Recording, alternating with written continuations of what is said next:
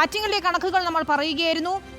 V ജോയിയുടെ മണ്ഡലത്തിലെ വ്യക്തിപ്രഭാവം, ഒപ്പം CPM-ന്റെ എണ്ണയിട്ട യന്ത്രം പോലെയുള്ള പ്രവർത്തനം, അതുതന്നെയാണ് ആറ്റിങ്ങലിൽ LDF-ന് വലിയ പ്രതീക്ഷ നൽകുന്നത്. പക്ഷേ നല്ലൊരു ഇലക്ഷൻ മാനേജറാണ് അവിടെ UDF-ന്റെ സ്ഥാനാർത്ഥി എന്നതുകൊണ്ട് തന്നെ അദ്ദേഹത്തിന് സീറ്റ് നിലനിർത്തുക എന്നത് വലിയ പ്രശ്നമുണ്ടാകില്ല എന്ന് തന്നെയാണ് അടൂർ പ്രകാശും UDF ക്യാമ്പും ഇപ്പോഴും വിശ്വസിക്കുന്നത്.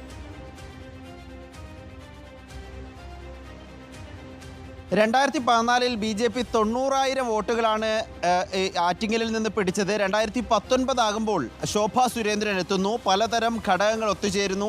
2,48,000 വോട്ട് എന്ന നിലയിലേക്ക് 1,60,000-ഓളം വോട്ടിൻ്റെ വർധനവുണ്ടാകുന്നു. ഈ വോട്ട് പ്രധാനമായും LDF-ൻ്റേതാണ് നഷ്ടപ്പെട്ടത് എന്നത് വ്യക്തമാണ്. പ്രത്യേകിച്ച് ശബരിമല പ്രശ്നം അതടക്കമുള്ള പ്രശ്നങ്ങളുള്ളത് കൊണ്ട് തന്നെ ഈ ഈഴവ വോട്ടുകൾ CPM-ന് എപ്പോഴും വോട്ട് ബാങ്കായി നിലനിന്നിരുന്ന ഈഴവ വോട്ടുകൾ BJP-യിലേക്ക് പോയി എന്നുള്ളതാണ്.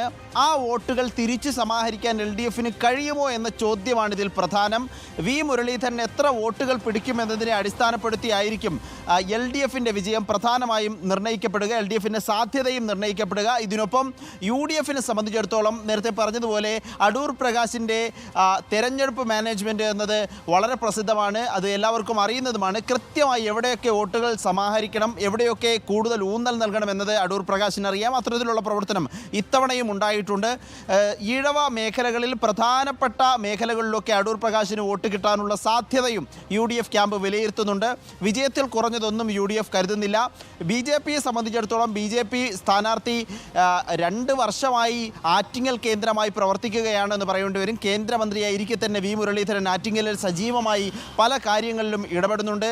എക്സിറ്റ് പോൾ ഫലം വന്നതോടുകൂടി BJPക്കും വലിയ പ്രതീക്ഷയും ഉണർവും ഈ ഫലം സംബന്ധിച്ചുണ്ട്, വലിയ പ്രതീക്ഷയും ഒപ്പം ആകാംക്ഷയും ഇത് സംബന്ധിച്ചുണ്ട് എന്നുള്ളതാണ് ഒടുവിലെ ചിത്രം.